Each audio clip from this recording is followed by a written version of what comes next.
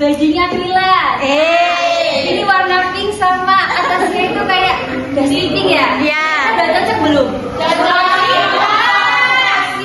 Selasi ya? Doraemon. Kayak gitu. Terus mungkin pendapat lainnya kayak uang jajannya dinaikkan. Kenapa? Misalnya, contohnya karena kekurangan. UKT-nya naik, UKT-nya naik. Makin? Oke, nah teks eksposisi ini.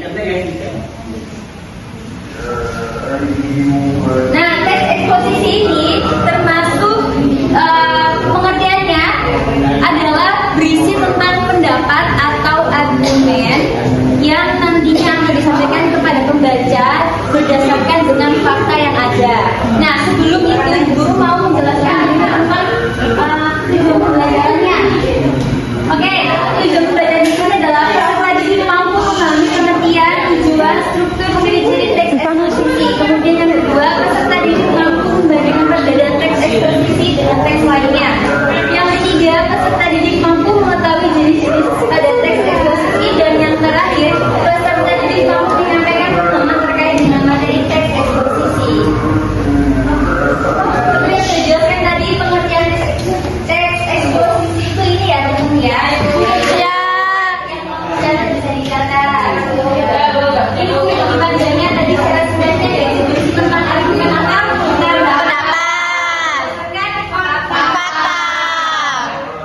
Nah, tujuan teks eksposisi itu adalah memberikan pemahaman dan logis tentang suatu masalah, fenomena atau proses yang sering ditemukan pada artikel, berita ataupun ensiklopedia. Ciri-ciri teks eksposisi itu yang pertama informatif ya, pastinya informatif. Kenapa? Karena teks eksposisi itu tadi yang belum jelaskan berisi tentang pendapat. Oke, kita lanjut masuk di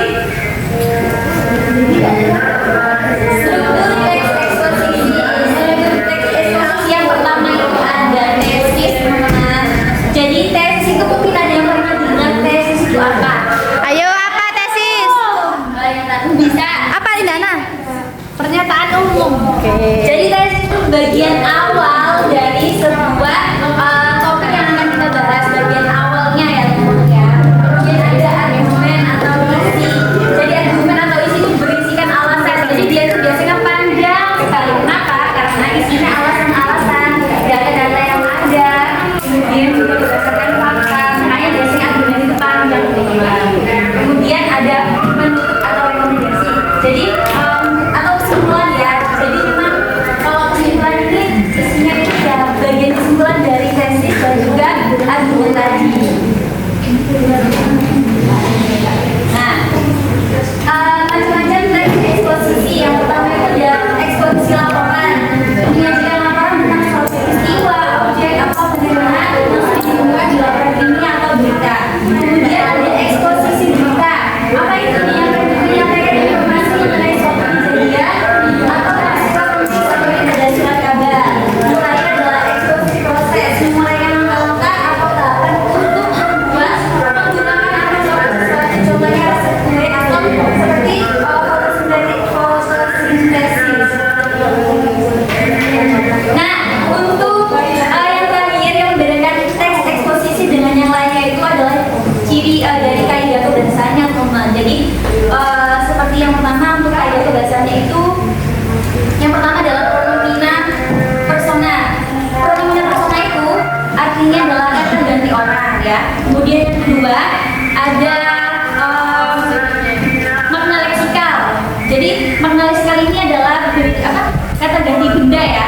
Karena kan kalau teks eksposisi ini kan berisi tentang pendapat dan alasan. Jadi biasanya menggantikan saya, kita, kami seperti itu. Terus ada faktanya dan juga opini. Itu yang membedakan teks eksposisi dengan teks lainnya. Baik, Bu.